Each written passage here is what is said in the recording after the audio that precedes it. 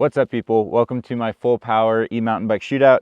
Today we've got the Gas ECC6, but before we get into the bike, we got to thank our sponsors, Marin Service Course, Schwalbe, ENVE, and Forum Saddles. We got Peter here, the owner of Marin Service Course. What are we working with? So right here we got the Gas ECC6. It's their top end model. It's equipped with WP suspension. It's 29 front and rear, 160 travel rear, 170 travel front, and it's equipped with the new SRAM motor. We're wrapping up our last lap on the bike, and then we'll break it down for you guys back at the shop.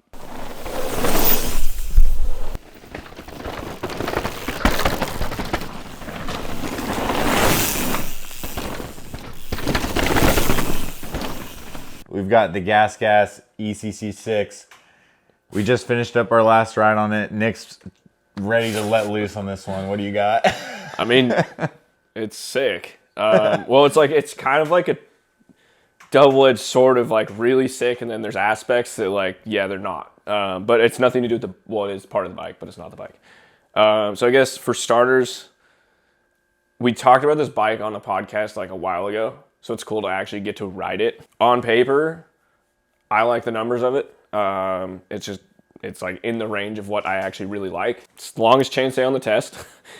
465 rear end. Long. It's long. And it has a basic 4-bar layout. Nothing wrong with that.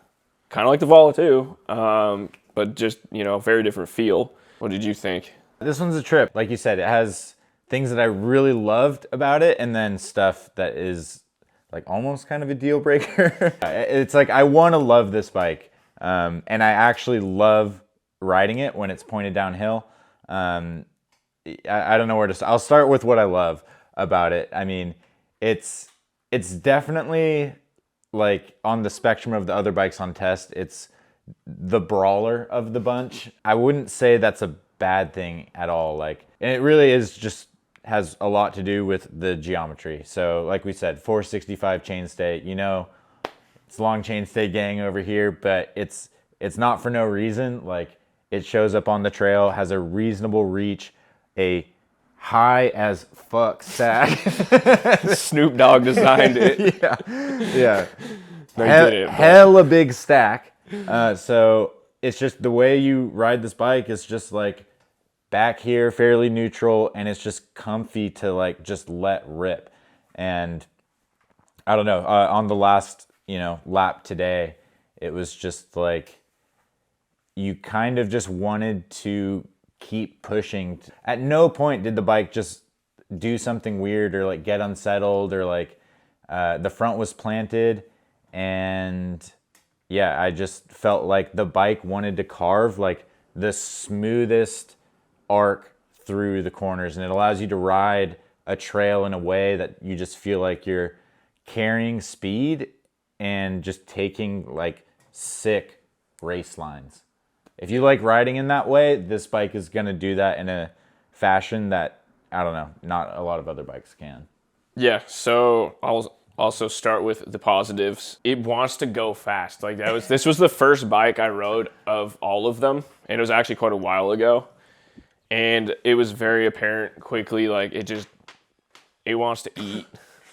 Like it's also heavy too. Like that's initially I thought that maybe like there's sometimes coming into corners where you're just like, yo, this thing, you can feel like it just wants to keep going and keep carrying. It really carries momentum. Like if you can work with the weight and work with the momentum it generates, it can go very fast. One thing that was interesting, stock, it comes with a coil shock, which the one thing actually in my notes that I said was I'd be curious to try it with an air shock. Coincidentally, that's what they put on it to test because the spring that it comes with is a little bit too soft. Like it, for a large size bike, that spring's way too soft. It's way too soft. It was kind of gnarly. It's rideable. You know, I'm 185, Nick's 170, and it's 400-pound spring. Yeah. It's a spring rate too soft for a large size bike. Yes. So that's one thing that you like. I would say is the shock and the fork actually. How it came for me, they worked really well in terms of if you just sat on the bike and ran into bumps, it deleted bumps. Like it was impressive. Like the shock and the fork worked really well together. What's kind of weird is the shock it's like 4 clicks from all the way closed, which is very closed off, and it still feels pretty quick. So that's kind of interesting. Side note, the fork is weird. Like it works, like the feel is good. In a parking lot, it honestly feels kind of shitty.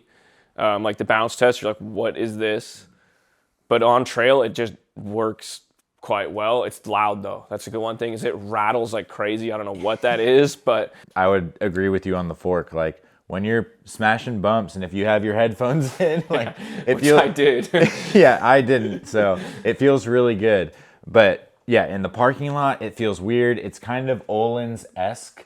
That's what I would describe And it its as. feel, like I feel like it has a lot of support from its damping, but you know, I didn't really screw with the compression that much. It felt pretty good. And like, yeah, my biggest complaint is kind of like I have no idea where the noise is coming from, but it makes some sort of noise. And then with the shock, you know, I had the same question, like, how's the bike going to respond with an air shock? Because that definitely left it feeling a little sluggish. And the air shock definitely helped with that, but I say it didn't like absolutely transform the bike. I can get a response out of the bike by putting energy into it, and it does tighten up corners.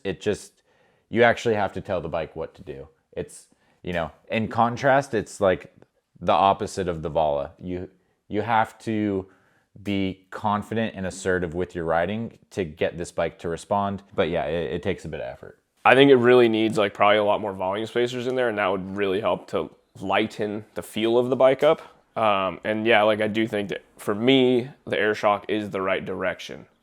Just for like with the coil shock, it was phenomenal for eating bumps, but like I could barely get the bike off the ground. It made it feel even heavier than it is. So, and I think that is also a factor when it comes to like tightening up a corner on this bike.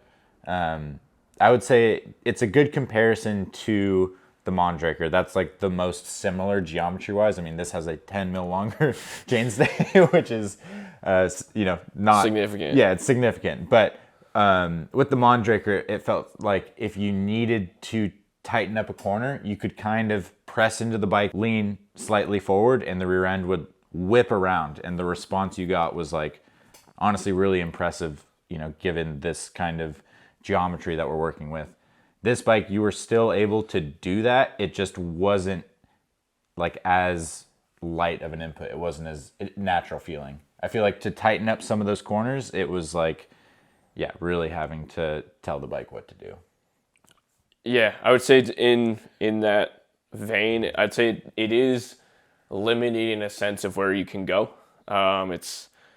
You can't just kind of go wherever you want. I mean, it's kind of what Brian said. It's going to kind of pull to a certain area, which, you know. It's not a bike that you like place. If we're comparing it to the Vala, you do not ride this bike by like picking it up and placing it somewhere. You like carve lines through the trail. Which is, I mean, for me, like I enjoy that style of riding. I enjoy probably more than hopping around a bunch. But I guess now go to the negatives. You know, like for me, I 100% agree with what Brian said, where it's like the bike is awesome pointed downhill. Like I really, really enjoyed the bike when it's pointed downhill.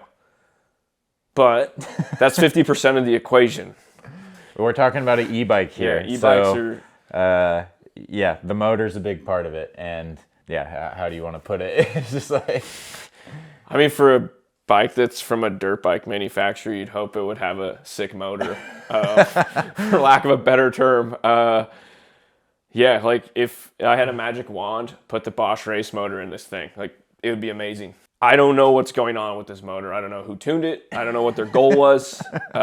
What I will say, you know what, before I just shit on it more,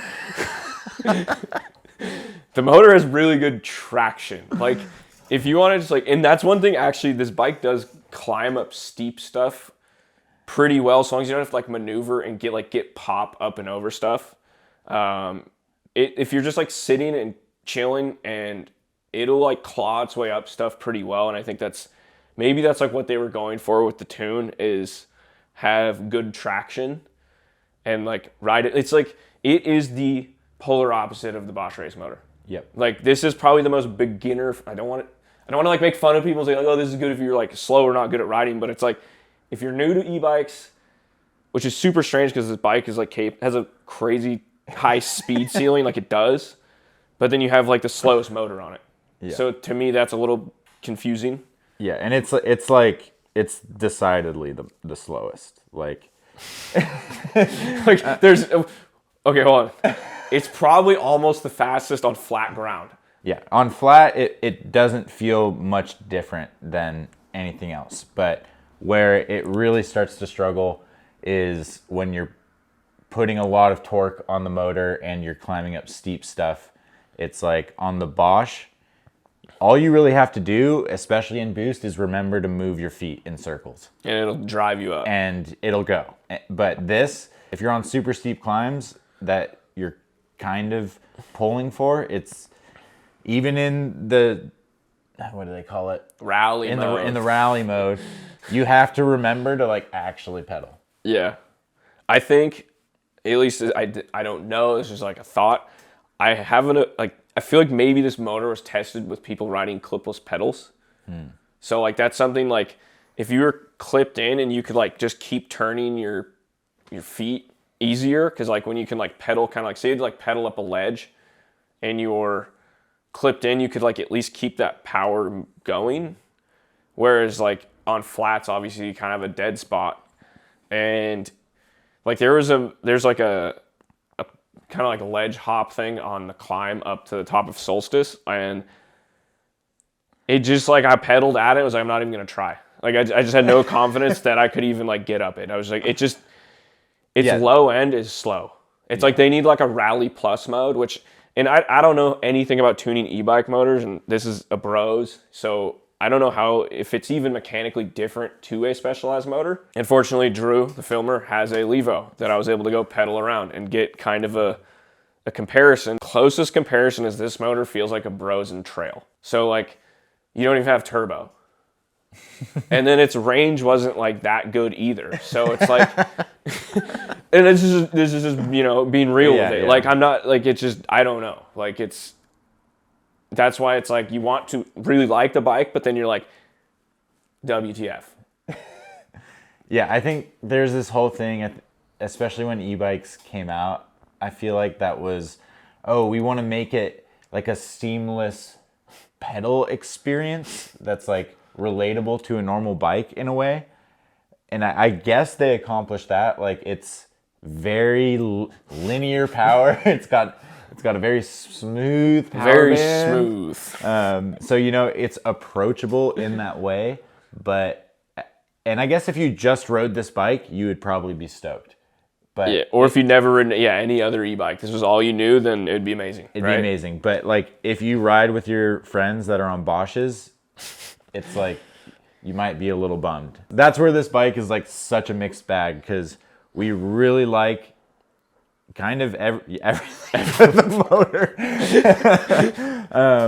And, you know, I would still choose to ride it. Like, I still think this bike has a place, especially if you're looking for a bike that's super confidence inspiring, and if you're riding really high speed terrain, like, I mean, this is absolutely going to feel maybe the best out of all the bikes we tested. Like, I don't know. It has a feeling that's unique in this selection of bikes, and I think, you know, the whole e-bike market as a whole. I will say, you know, on the motor side of things, this cockpit integration is the smoothest, cleanest out of any of them. I actually really like having the motor switch and the dropper, you know, in this paddle axis controller paddle. Like, it's a really clean integrated system, and I think if they're able to like keep this package and, you know, just throw some extra horsepower, tune it up, yeah, give us some freaking pep, like this bike's gonna rip. I second I do think the integration of the whole system with like derailleur to just the whole system is very clean and nice. Like 100%, it is good presentation and it does work well. It just holds its own place in the market, I feel like. I think it would be easy for a company to come in and just, you know, put something out that's kind of vanilla. But I just appreciate when brands like have something that's truly unique, is their own. You know, it's not going to be for everyone, but this bike does have a purpose. It has value, and there's going to be customers that appreciate it. And yeah, I'm stoked to see what Gas does. I mean, this is kind of, you know, maybe their first real foray. They've had a couple other models, but yeah, we're a fan of this geometry concept. Like it's not going to be for everyone, but it should absolutely exist. Like there should be the option, because this is going to be a epic fit for, I think, more people out there than, I don't know, people realize. Yeah, I thoroughly enjoyed riding this bike. Like it was good. It didn't do anything weird, and it just like it did. In a sense, it was like the opposite of Volo, where it was like, just fucking send it. Like, you know, I will talk about one instance on this trail where I think this package comes together. It was like a rough steppy section into a flat left-hander, and it's kind of the situation where you're coming into a steep rough section, so you don't want to be anywhere near the front wheel.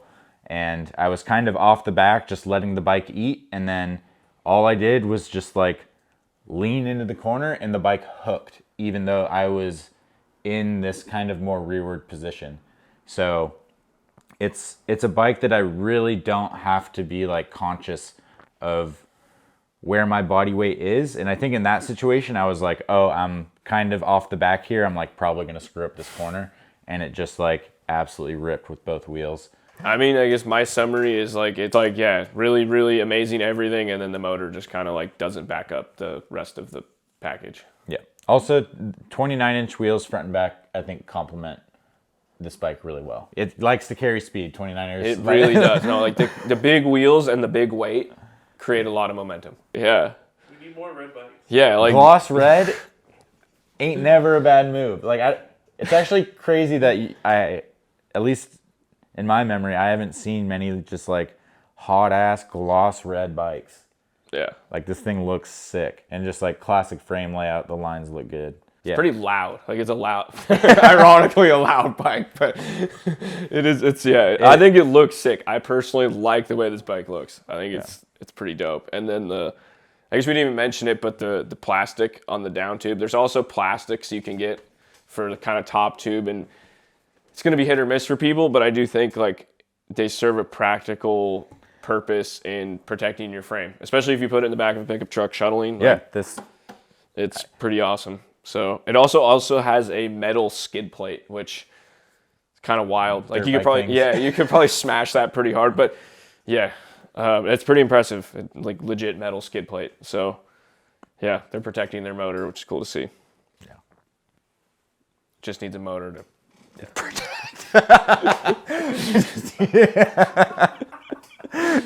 Just needs a motor worth protecting. I didn't say that.